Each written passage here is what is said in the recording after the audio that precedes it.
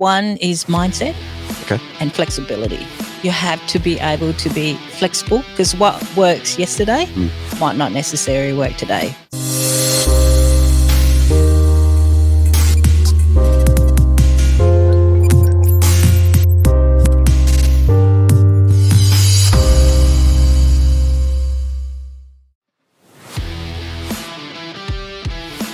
Our special guest is Grace Black. Grace, how you going? Excellent. Right. Wonderful to be here with you guys.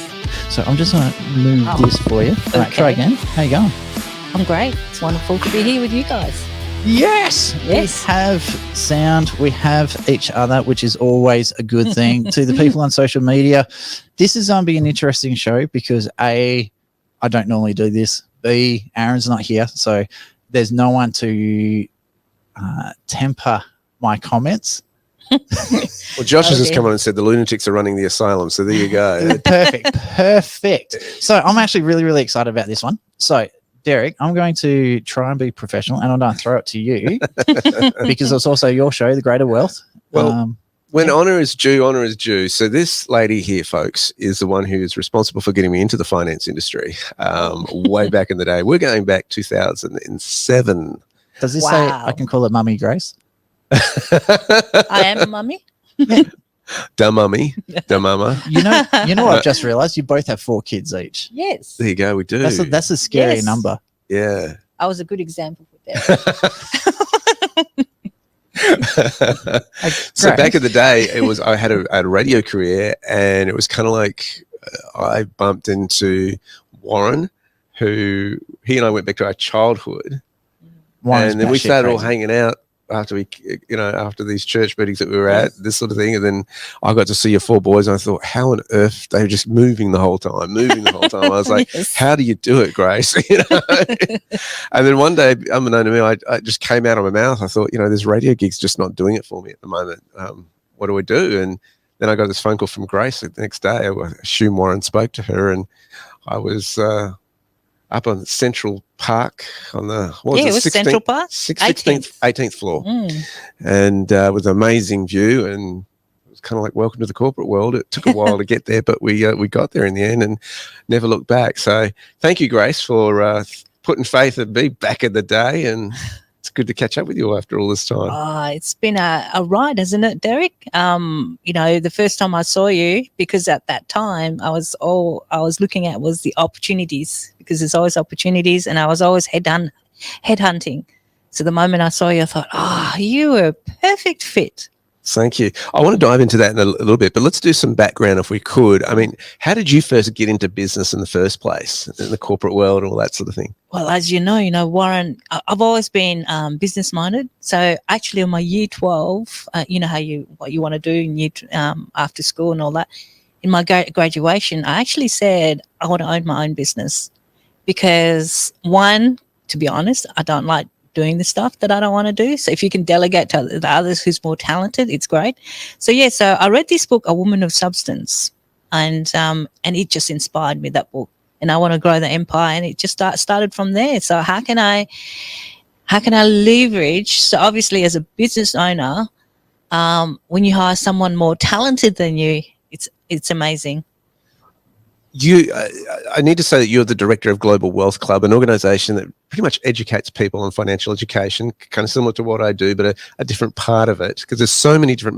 Most people don't realise that finance can be broken down into different silos. There are so many different aspects of it. There's legal, there's accounting, there's financial planning, there's investment world, there's and it goes, and even in the investment world, there's property, there's the markets, there's all these different things. And trading, and what was the other one? Business. Cryptos. Business. Well, that's kind of trading. But, and then there's the precious metals and all this sort of stuff. So you've got all these different silos, even with them, and you get specialists even within those fields. Yes. So it's quite complex to be able to pull all of that together. And one of the great things when working with you was I used to discover something new every week in the finance industry. Not a week would go by, even when you're in the game, you go, wow, I didn't know that before. I assume you still discover that. Absolutely. I mean, I'm sure you guys have mentioned AI, the effects of it in the business industry right now. So part of the business. That's why I love business, because you never know. And the legislations in politics and whoever's in the government, that changes a lot too. So you always have to be on your skates, roller skates, and to be able to be flexible like bamboo. What's the biggest challenge that entrepreneurs face in your view, from what you've observed in the market? I know you speak to a lot of people out there who are in business. What do you think the biggest challenge they're facing? One is mindset, Okay, and flexibility. You have to be able to be flexible, because what works yesterday might not necessarily work today. So you have to be able to, and also the other third thing is you have to have a team. It's a team sport. So because with the team, other people can have different ideas, or they can do research or whatever.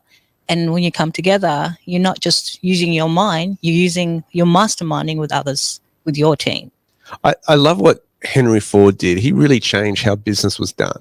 He hired people who were smarter than him in their fields, engineers, and he created the assembly line, because cars were very much workshopped at that time in mechanic stores, basically, and we did that. I mean, that's how we got aviation. If you go to the Wright brothers, they were cyclists. You know, they had a cyclist bike store and that sort of thing. Henry Ford was able to produce en masse. Didn't know how the engine particularly worked necessarily, but he knew how the business worked and putting all those components together. I've noticed one of your strong talents, having worked with you for many years, is putting specialists in their strengths. That's what you do. And that takes a special skill to see that talent. How do you do it? What do you look for when you're considering a hire? You're asking all her trade secrets, Derek. Absolutely. Well, you know, Derek, because in Blu Sky Factory, you talk about vision. And so, again, with Henry Ford, so we go back to Henry Ford, he had a massive vision. And I guess how I work is, you know what, this is how I see it, this is what I want, and it looks like this. So now, obviously, I'm not, and I love Henry Ford to bring the specialist in, because I'm not a specialist. But what I can see is, okay, when I saw you, for example, man, you're a great presenter. I know for some reason, the discernment in me, I just picked up that you're into finance. It was the good looks. All the good looks. Oh yeah, you weren't married then. No, I wasn't actually. What are you saying? I've got the worst looking sense or what? No, because He's off the market now. Leave him alone. Because that part of that is because he was warm and engaging. Because part of in the business, you have to be warm and engaging. You have to have that connection with the people, right? So again, the way I look at it is who they are. Are they connecting to whatever's happening around the world and whatever is happening with themselves? And also, my biggest thing, and I look in people, is do they actually know themselves? Do they know where they're going? At least have an idea where they're going. And also, have they found their niche? So that's what I look for. Okay. So this is interesting, because I know both of you guys. Like, I've worked with both of you for probably about 2 years. How long have I been with you now? About 18 months with Derek. Really? 18 months? Nearly 2 years with yourself, Grace. Well, he was at one of the first webinars we did. Yes. Do you find that you want to find people who have already developed themselves and know, like, is it more important to have the right person for this role, or is it more important to find the role for the person? No, what's important is, like John F. Kennedy said, it's not the question is, what can you do for the country, not what the government can do for you, right? So to me, it's like you don't have to you're not doing it. If I can see the seed in you, then you can nurture it, you can cultivate it, you can nourish it. Yep. And the thing is that seed. So if I see that and I can discern it, then it's not hard to fertilize it, is it? It will just naturally grow. So it's a case of finding the right person for the team, for the company, the fit that has the drive to fill that role, even if you have to train them, rather than trying to find someone already trained. I mean, you can how many do you know, Travis, in the specialist field, they're doing it because it's work? No, they're not doing it from the heart. I'm just still Derek on this one. You've spoken about 80% of people actually hated their job. Yeah. So it comes back down to that. Comes down to that. Yeah. It's like they're just doing it for the grind, and they're not doing it out of love. So that's what I look at as well. I thought, that person, even though they're not qualified, like Derek wasn't qualified. but he had the heart, he had the fire, And the looks. and obviously, but he's. My wife's not the sponsorship of today's show. I'll just say that right. Actually, does she even listen to the show? She's too got 4 busy. children. She's 4 kids, mate. She hardly gets the time to do it to herself, let alone listen to me. Exactly. Fine. And she listens to Derek all day. I know my kids listen. Like I know Celeste and Estelle will be listening in with Luan as well. So she chucks it on, so the kids can. Oh, that's Dad. That's what he's doing at work and sort of stuff. So My wife and I met at a radio station, so she's used to hearing me on the airwaves. So Actually, when I went to visit Derek one time, she was the receptionist there. And then you were work romance. am I allowed to disclose this? yeah, sure. Okay. Then I go, oh, she's so brilliant for Derek. So then I go, hey, Christy, what do you think of Derek? So Did you really? Yes. you're the matchmaker, Grace. No, not me. I just thought, oh, you know, Was that the nudge that started the relation? So Derek, nudge. it's sort of like started like an interview with Grace, and it's kind of turning into a gossip session about Derek's love life. So Aaron has written in and he says, great insight, Grace. Business is about people, putting the right people in the position Did you to like allow that? them to flourish. Yes. Did you like that dodge? So Derek, so where did you take Christy for a first date? Was it to a bank? To a bank. You heard about the one with the husband, it was when fuel prices were starting to go up, the wife said to the guy, I want to go to have dinner somewhere where it's expensive. So you know what he took her? Petrol Where? station. Petrol station. Yeah. That's right. So if Aaron was here, he'd turn around and say, he took her to a family law court. Oh. Jeez. Too early? I never know. Ka-ching. Joshua writes, warm and engaging. I guess I wasn't. Is it for me? And he also writes, straight through to the keeper. All right. So when you're hiring staff, what's your process? Do you have a process that you do that? Because, I mean, for me, I always handball them to my wife. She's a great discerner of people and where they're at. Yeah. And so when I have someone who's interested in working with us, I go, hun, what do you think about this individual? Because she's got this instinctiveness that she knows where somebody's at. And if they've got an agenda, if they've got something going on, she can pick it really well. I have a sense that you've kind of got a bit of that sixth sense as well from having worked with you. I'm a woman. Yeah, Derek. you've got that intuition. How does the process look for you, though? Okay, the process that I go through by is that, again, I'm a team player. So our team, if they can see a potential in someone, then they come to us. And so we've got a business developer, as you know, and all admin staff. So administration and that side, someone else deals with that. And then I just look through the qualifications and, give it a go. But in terms for me, in looking at it like joint ventures, for example, so like, wow, okay, this is where we're going. This is where this is where Derek's going. You know what? There's a beautiful marriage there. So let's have, I thought, because, and also the other thing is that drives me is that, do you love the people? Do you love the clients? Are you there for them? Yeah. Are you there to serve them? Yeah. And so that's my winner as well. So if I know that you are there, you genuinely want to serve the public and serve your clients, that's a winner. And then my next step is, okay, can we come together with this is where we're going, this is where you're going, and then let's come together. Right. Because then that synergy together would be magical. Yeah. It's good. really fascinating. As someone who's still kind of fresh to the whole financial market for myself, I found it really interesting you saying like the purpose behind what they're doing. Like, are they willing to help the people? Are they doing it genuinely because they want to help, or Yeah. they just want to make money? It's Yes. funny because I've also done Derek's.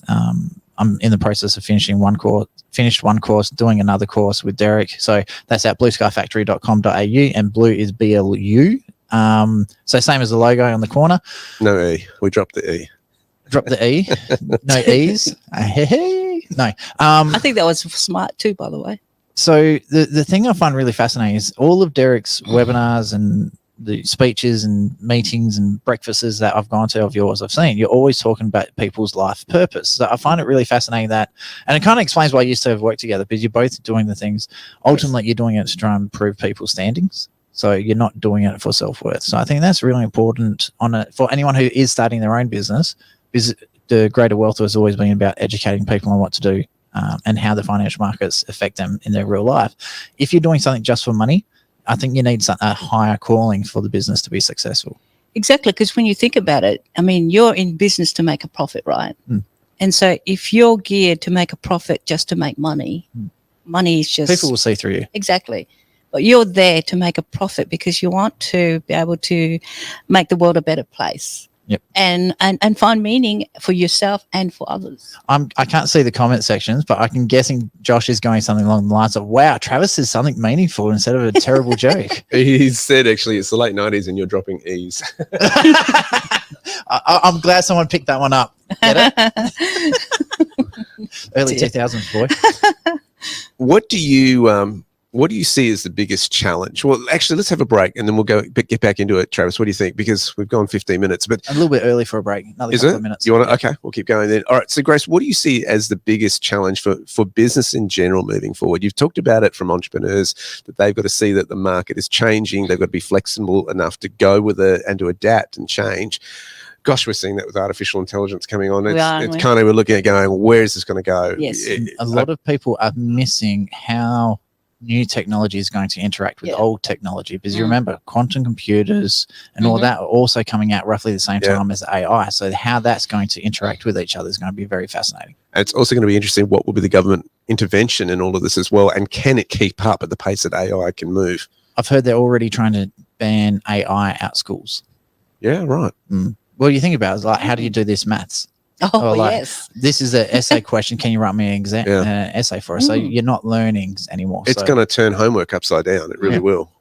So it's like in-house questions and tests and all that's going to be more important. Oh, Grace, that's a carton. So I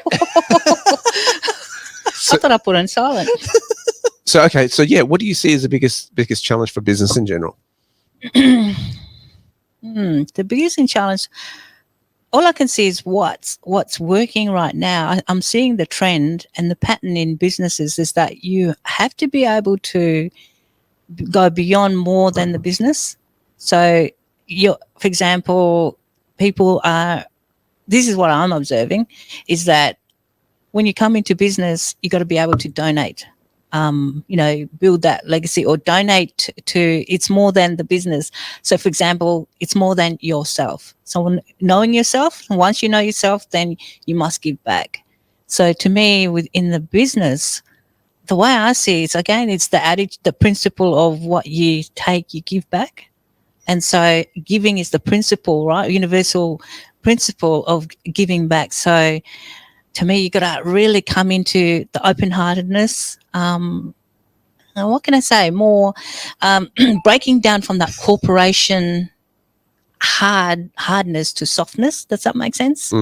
To more engaging with the clients, because everything's automation right now. Everything's, but you cannot get away from human interaction. So there's got to be warmth. There's got to be that human side. It's so right. You highlight a huge point. And I think it's sometimes you have to stop in your own business and go, if I was the customer, how would I feel right now with this situation? And even if there's a contract in place, even if this is going on, you've got to put yourself in their shoes and go, okay, would I respond this way? And how can I make this a great experience for them? How can I turn it around?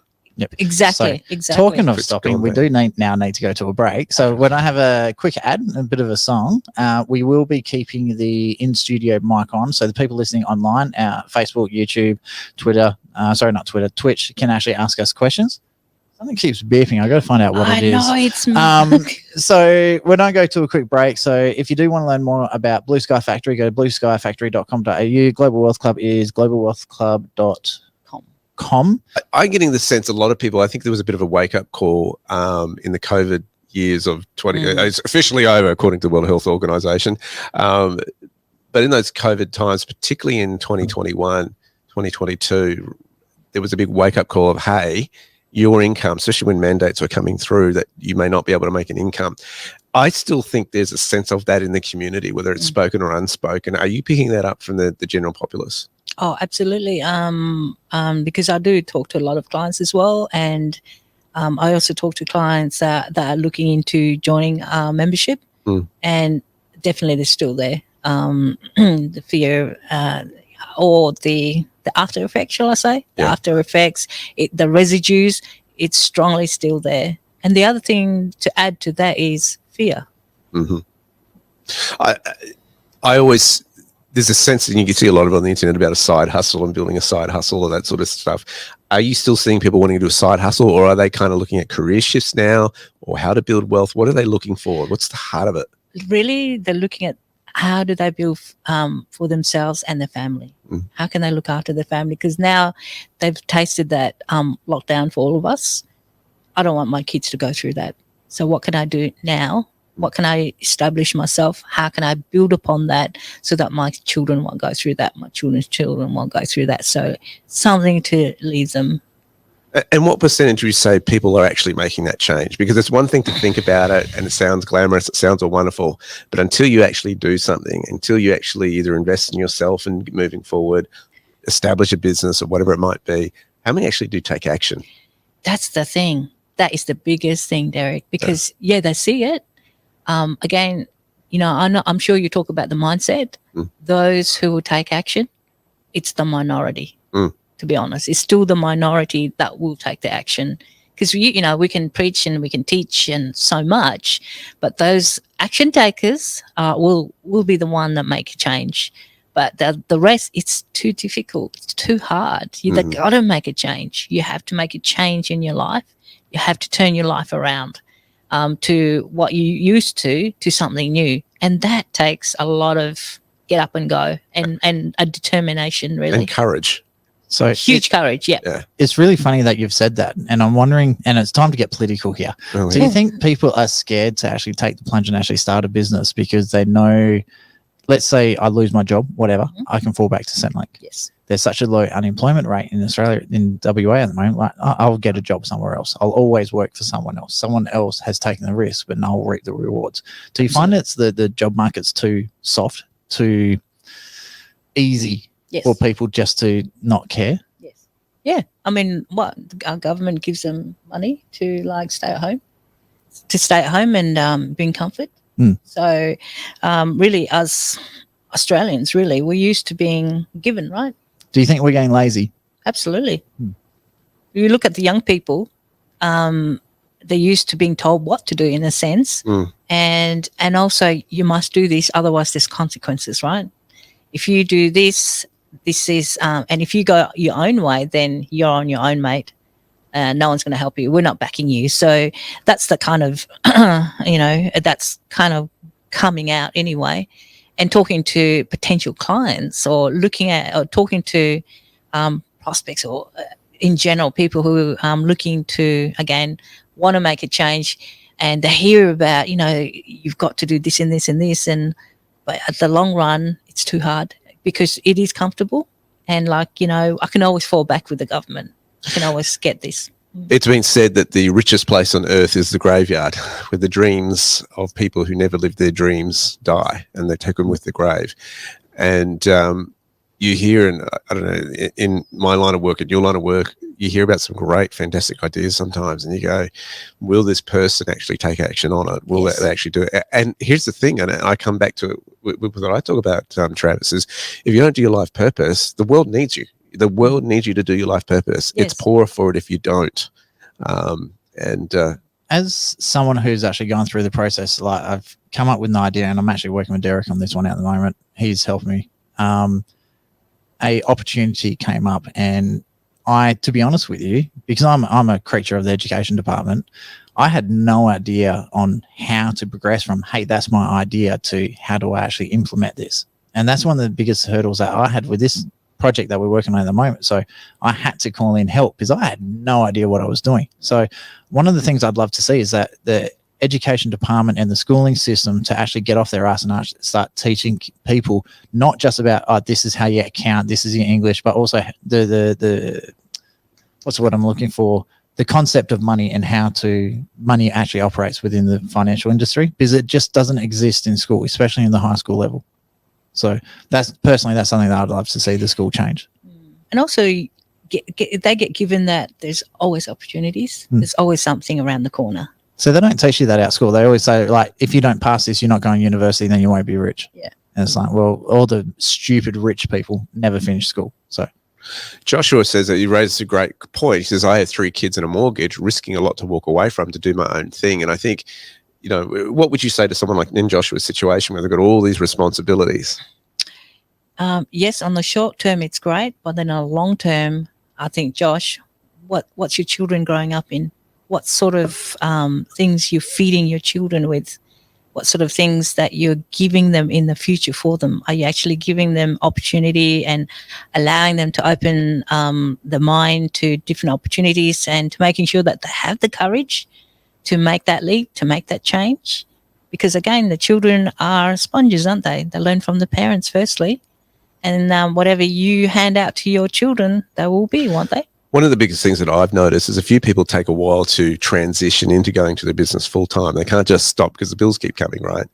And that's a tricky process. It depends on the situation, but often they've had to do part-time jobs, or they go to move to contract positions, or they have a spouse that can, you know, work and Not sell the house. pay the bills and all that sort of thing. What have you observed in people trying to go, you know what, I've got this dream, I'm getting older, I've got these responsibilities? Because it usually people wake up between 30 to 50 years of age. Just where I'm noticing a lot of people just go, hang on a second. 40. Yeah.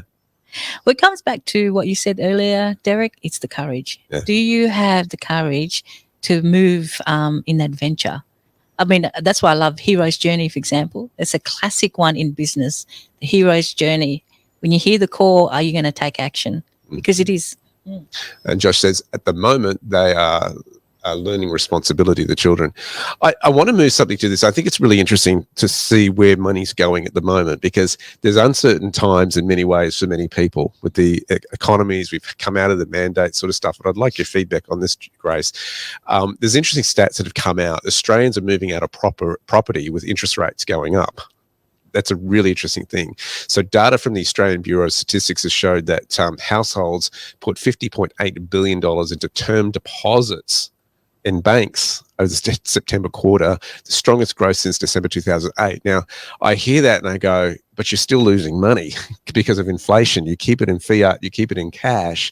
Yes, okay, you're getting, as you pointed out, Travis, before the show, you're getting some interest that you weren't getting before. However, you know, what the interest rate is, what, 3-point-something% at the moment, right? 3.5%. It just went up last 25 basis points. Yeah. So you know, but inflation's been at 7-8%, right? So you're still losing on that money.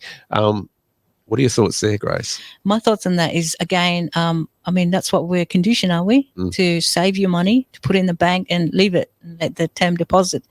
But what I say, again, take courage. And because there's people out there who can have alternative. You've got to be able to move. You got to be able to talk to others. You keep talking and never lose sight on what you actually want. Because otherwise, you can live in term deposit, which is safer. You get 2%, whatever percentage you get. But in terms, if you want more, again, you've got to expand. You've got to expand your field of contacts, and you've got to be able to network.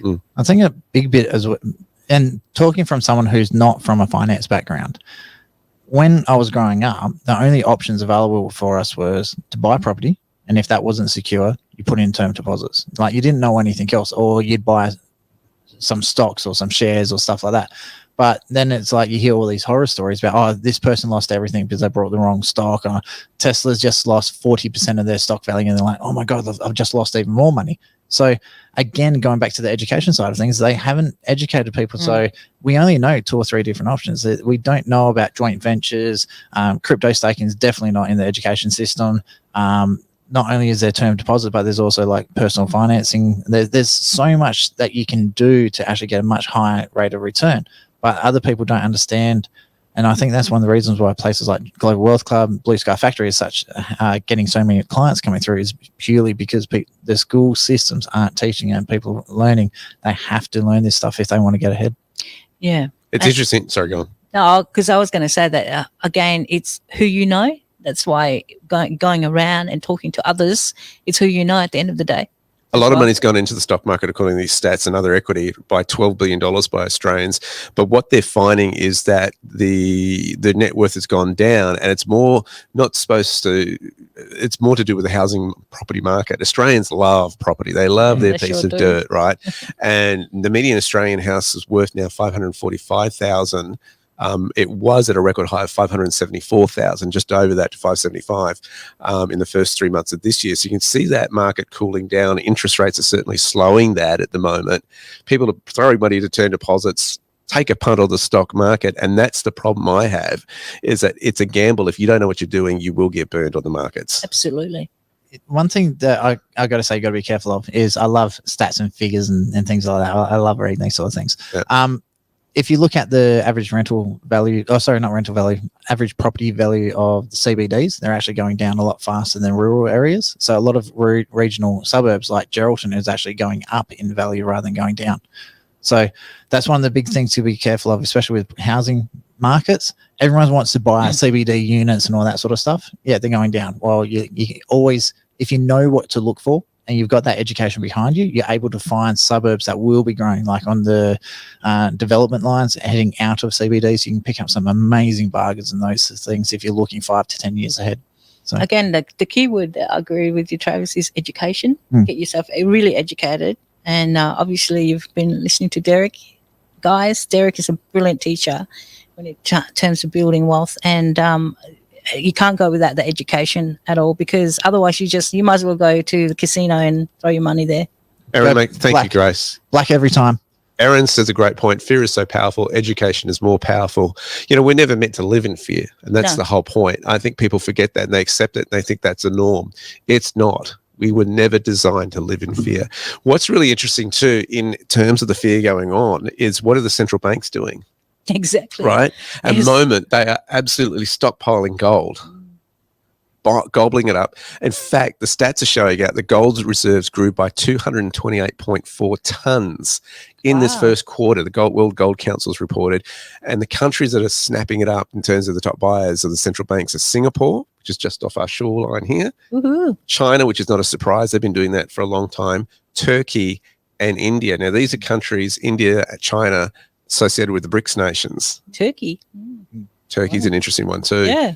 I love it with apple sauce. They're a bit dry, Turkey. I prefer chicken.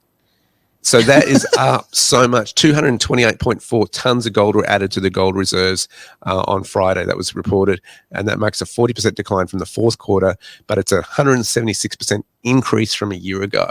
Wow. So they're absolutely stockpiling on that. So it's really interesting with what we've been talking about over the last few weeks, Travis, about fiat currency, the uncertainties around that. And we're seeing a big demand in the retail market as well, with the mum and dad gold dealers on the street who are trying to deal with that as well. I find it fascinating because in silver as well, I might add. The countries that you were naming there, Australia wasn't in there, was it? No. No. So really? Australia's not in there. New Zealand's been out of the gold market for 8 decades now, from my understanding. From my understanding, they don't have any reserves. Yeah, zero. New Zealand has zero reserves. A lot of sheep. I find it fascinating that the countries that are really going to get hit hard by this, they aren't doing it. But it's the countries that are doing it are all BRICS nations, or countries that are trying to get into the BRICS nations. So I'm wondering what their governments have found out that they're not telling everyone else. I mean, look, you've also got to look at per capita as well. I mean, Australia's a tiny population. But we have all the gold in our ground. Well, we sell it to other people. Yeah. We manufacture it and we sell it off. Why don't we just manufacture it and keep it for ourselves? Well, Labor prices. there is a good. Okay, let's put this perspective on it now. Up to now, gold has been a store of wealth. They have squelched the growth price of gold. Okay, they've actually. I don't think that we have a true market value of what gold should be valued at. All right, because they unpegged it from the US dollar. All the other economies followed suit. Hey, America's done it. What a great deal. We can leverage this and keep printing money and buy whatever we want. Now that uncertainty with the petrodollar, and it all came back to what the Russians did when they were gone to war, and they said, right, we're going to peg our ruble to stop it from falling to the gold dollar. 5,000 rubles will now be 1 ounce of gold. That changed things. I think a lot of nations went, hang on a second, we can do that, and we'll start. And Russians saying, we'll sell it to you outside of US dollars. That was a big turning point in terms of hey, it's all been done and controlled by the US dollar, the petrodollar. So I think there's a lot of governments trying to manipulate the markets. I don't think like you said, the gold's not a true value. To be honest with you, I don't think the crude oil is the true value either. Because you have a look at the OPEC countries, they've turned around and said, now we're reducing production by 40, I think it was 40%. So there's heaps of oil out there. They just got to pump it out. So, and when you've got OPEC saying, no, we're not doing it. Well, the biggest problem here has been the Democrats who have refused to mine or refine the oil that they had. Sorry, not gold, oil, because they are pushing this whole, we're going to get fossil fuels out of our country. Well, the same thing's happening in Perth, WA. So we've got massive oil fields off the coast of WA and the Great Australian Bight and up on the continental shelf. So what does WA do? They pull apart their refinery and send it to Geelong. Crazy. Like, it's just retarded what the government's doing, and it's not just our government either. All these different governments around the world to try and manipulate the markets. But as a citizen, if I did something like that, I'd go to jail. Joshua says we need to put some distance between Australia and the US dollar. I think we need to come back in a moment and we'll have a look at a big day tomorrow as far as the Australian budget is concerned. Woohoo! Let's get excited. Edge Radio Australia, we've got Derek Whittaker, Blu Sky Factory, and special guest Grace Black in the studio with us. Grace has been helping us on this. I know you guys have been holding your breath about this. I know you look forward this to it's like Christmas coming in the finance world. I hate to say I love the budget. The budget is coming, is going to be announced tomorrow. $1 trillion worth of debt in this country, all right? That is our foreign debt. And they reckon that'll cost us $110 billion over 5 years to pay, which equates to the tidy sum of $60 million a day it's costing Australians to hold $1 trillion worth of debt. It's kind of funny. We've only got 26 people, so every person is paying $3 for nothing. Jeez. Millions of households will get help with their electricity costs. This is what's being preempted. Bullshit. Jim Chalmers has confirmed this. They reckon there's an increase in job seeker unemployment payment could be on the cards. The government plans to pay for the new spending by collecting extra revenue from oil and gas companies. So they're going to target less big people business. are going to invest in Australia. It's interesting. Let me read you some of the comments that are coming through. Josh has said, I've heard it said from someone who has sources in the libs that running up the debt was the entire point from the previous government. He says they meant to burn it all down. Aaron comes in and says, budget 2023, single parent payments up, pensions up. Let's buy some votes. Of course it is. Welcome to inflation. And then Joshua writes, it's quite clever how he words this. You've got to look at the thing. He says, build back better, but instead of using B's on the front of all those, it's 666. Build back better. Yeah. You know, for someone who loves a good old conspiracy theory, like, I'm not touching that one. I'll let you Christians do that. Oh, wait, I'm a Christian too. No. The mark of the beast, anyone? No. So, first of all, electricity prices going down is bullshit, because what will happen is the electrical company will turn around and go, oh, there's more subsidies, so let's jack up our prices. So there's more inflation. Over time, it's just going to be more expensive. What was the other ones he was saying? He's going to put things on oil and gas companies. Yeah, collect extra revenue from the oil and gas companies and then increase in job seeker unemployment payment, which is funny because that sounds great, but they're also on the other side saying, well, unemployment's at an all-time low. So, yeah. Yep. So is that encouraging people to become unemployed? I wonder. I'm wondering, have they finally put a cap on NDIS spending? No, they're not going to talk about that because they're going to go, oh no, we got to buy votes. We got to look like we're doing something well. So my concerns on this one, Australia's already a hard enough place to invest in already, and I've spoken to people like Stephen Pettis about this one. He did a video. I can't remember if it was a video or one of those chats that you have online. He was saying that if you reduce the red tape on Australians reinvesting into Australia, a lot of the Australian millionaires and billionaires will stop sending their money offshore to invest. So if you want more money in Australia to help reduce this debt, stop the red tape on Australian investors. Like, it's so much better to invest. You get better rate of returns in other countries than what you do in Australia because it's so harsh, because they're always chasing the international investment. Just do the same like conditions for them as what you do for us, and you'll have a lot more Australians reinvesting into Australia. So it's a very, very simple, undiscriminatory thing. Just keep it the same. Like, it's not that hard. The other one, so oil and gas, it's already hard enough. If you don't make it harder, why would anyone invest in Australia?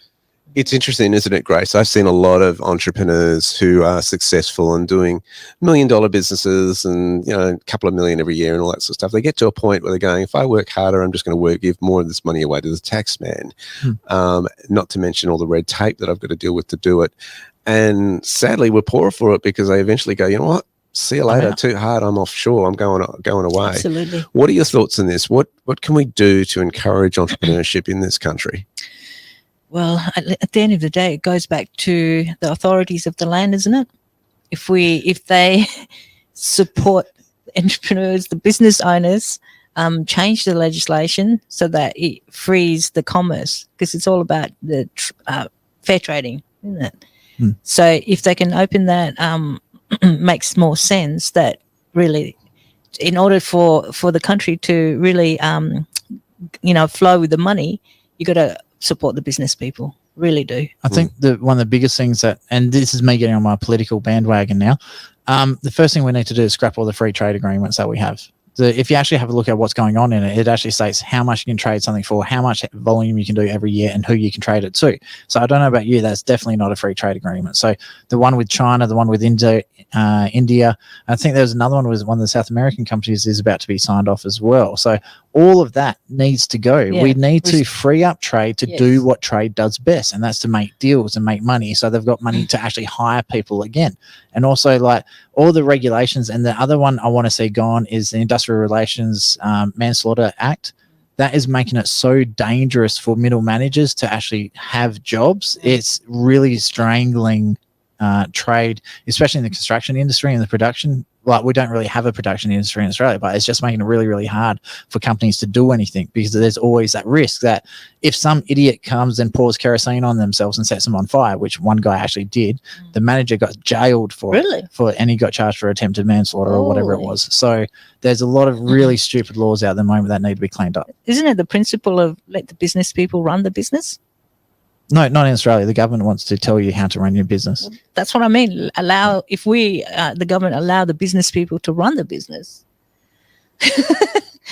and then that's a big call, isn't it? Well, this is where the problem. It's a huge call. This is where I see the big problem comes in, when greed and self-interest come into the spectrum, which is very easy to slip into, and that can be for business people, it can be for government, it can be for anyone to get that in their heart and soul. Greed and self-interest is what then, if I see some businesses that are licensed, like, my family is very involved in the childcare business and industry. That is heavily licensed because of the care for children. And of course, businesses' aim is to make a profit. You can't do that at the cost of the care of the kids, right?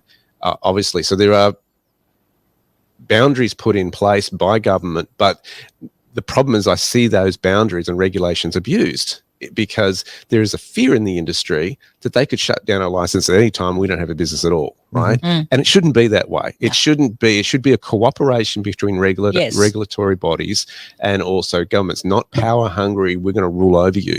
And I think this is the thing that's crept into the consciousness of Australians, where public servants are there to serve the public, but it's come to a point where they're trying to rule over the public. Absolutely. And that's a dangerous place to be in, because then you're getting the greed, the self-interest from that. Joshua writes, maybe we should... Can I guess? The government should fear the people, not the people should fear the government. Yeah. Is that what he said? No, he said maybe we should withdraw from the Lima Declaration is one point. Yep, He's also said too many boundaries. Too many boundaries are a land of red and green tape, and then massive nanny state. Don't forget the purple tape now as well. The purple tape of inclusion. To me, when you look at it, the government, it really, at the end of the day, if they just keep the roles as us being accountable, and like you said, working collaboration and working together, so the role is for us to account. for what we're doing, Well, look at and the then leaving us to it. look at the cost to be accountable for a business, right? Yeah. So let's just put GST in the mix, Yes. right? To report on GST, you have to have a bookkeeper go through all your books, Yes. match and reconcile all the things. That's an expense for a business that they have to do. And they're Absolutely. basically doing the government's job of collecting sales tax for them, Let's right? get AI, Chat GPT. They'll do all that sort of stuff. Then you've got the other stuff, depending on the industry, of compliance, Yes. reporting, analysis, etc. Mhm. When you go into mining alone, you have to be spending the way the government actually knows where the minerals and deposits are in the country. Is if you have a mining license, you have to have the geologists report that, and it goes into the government. They go, oh, we know we've got copper here. We know we've got oil here, or whatever it might If be you that want to they're talk looking for. about stupid expenses in mining, I've got one for you. So Tell us. I used to be a drug and alcohol tester for a guy that sort of like likes to grow forests. So there's your hint. Anyway, so it was out Port Hedland, and as part of my induction, they literally said, "We don't care if you don't do any work. You are here as an insurance write-off." Serious? Wow. Literally, I was there to breathalyze every single person comes through, because if someone was on site drunk and they kill someone, the lawsuits and the damage to PR is not worth it. So they'd rather pay 4 security guards to sit on a gate and breathalyze people as they come in and out during the day, because it reduces their insurance by so much, because they're actually seen to be taking steps to stop alcohol on site. Wow. Wow. That's how stupid it is. So, and yet we still get people rocking up drunk on site. It's like, what are you doing, mate? So anyway. Wow. Grace, I'd like to get back to the whole point of people needing the courage to step into what they're doing and that sort of stuff. You're very much also into coaching as well, and coaching people to do that. So what would be your biggest thing that you would say? What's the biggest takeaway you can have from that? If somebody's there contemplating going, I've never run a business before, it sounds fantastic, but what would you say? Again, the first principle is know yourself. Know yourself, and also, again, going back to meaning, purpose, your vision, where you want to go, what you want to do, and the things that you love to do. So then out comes that naturally is, yeah, you know what? I'd like to make shoes or create shoes or bags, different things. And you know what? If you do out of love, what happens? You just glow, and you just talk. You naturally talk to everyone. You advertise yourself for free. You market yourself. You start telling everybody what you do, don't you? Mm-hmm. And then it just comes naturally in promoting all those things. So it's not hard work. It's easy. And again, I'm sure, again, part of the coaching, because you're a coach yourself, Derek, part of that is born out of love. It's not work. Mm. It's only work is because you have to do it. Mm. You're forced to do it. Mm. Where when you're doing something that you love, you're not forced to do it. You can do it 24/7. And the great thing about what you do is if it is work, you find someone better at doing it than you are, and you get them to do it. You pay them to do it. That's my favorite. Yeah. But then again, you know, I look at that, you know what? I can't do a lot of things, but I see a talent and they're more gifted than me. Yeah. Then why not give them the opportunity, like Travis? It's interesting. Just for transparency here, yes, I do the video editing for Global Wealth Club. It's interesting. I mean, That's I what can funds do the station. bookkeeping, but I'm terrible at it, right? Yes. It doesn't bring me Not joy. that you're terrible at it. You hate doing the task. I hate doing it. I do not enjoy it. It's something that takes me away from what I really should be doing, into building my business as opposed to reporting on my business. And so one of the best hires I ever did was get a great bookkeeper. Happy to pay her. Bang, she looks after it. Makes my life a lot easier. Well, like, for example, today, you know, because again, we've been working together for ages. My preference is to work behind the scene, because I have the team that I have is that they're great presenters. They're fantastic. I have to say, Ed's coming along nicely. I know he is, isn't he, Edward? Yeah. He's fantastic. So that, for the people watching at home, that's Grace's son. Yeah, he He's does the one- Tuesday nights. He's the one that sounds like he's just woken up and he's angry that you've woken him up. So he's a twin. Yes. So the other twin sounds like, just let me go back to bed. Like, so monotone. Like, awesome. Yes, exactly. So I thought, for me to do this, it's like, it takes courage for me to do this, as you know. My preference again is behind the scene, not in front of the people. But I thought, actually, this is great. I'm actually comfortable, and it's fantastic chatting to you It's guys. really, really funny, because you're doing a better job than what Ed is. And he's like putting absolutely everything, to the point he even got a mullet. Don't you like his mullet? Oh, I think it's terrible. At least you can't see it on the camera. So on that one, we are running out of time. So what I think we should do is just throw it over to last thoughts and see if there's any final questions on social media. So we do stick around for a little bit afterwards after the broadcast has ended on the social media. So people do have questions, make sure you reach out. So Grace, how have you enjoyed today? And for the people listening online, are there any last messages you want to send out to them? Well, I really, really enjoyed myself today. Any last comments? Again, find your meaning, find your purpose, find the love, what you want to do. Now, if someone does want to come to a GWC event, where would they find the details? GlobalWealthClub.com. Come on, you should know this. Or, hang on, Travis, you're in marketing now with us. You're promotional. Is that formally announced yet? Yes. Okay, so I've just been promoted to what's my official title? I don't know. Travis, I thought I was event coordinator. You've done so many things. Anyway, I'm the event coordinator for GWC now as well. So we are starting a breakfast series. Yes. So you get to meet some of Perth's top business people. I'm going to say top because they're top people. I don't know if top. The first one's going to be Derek anyway. So if you do want to have breakfast with Derek, it will be the 20th. 20th of May. 20th of May. Venue, have we confirmed venue yet? I've yet to because they haven't. You've got no internet. Gosh. Grace lost the internet yesterday. I know. I was not happy with them. I just had to hang them up before I get upset even Anyway, more. so the details will be coming out. We'll put a link onto Edge Radio Australia, or you can find the link at globalwealthclub.com.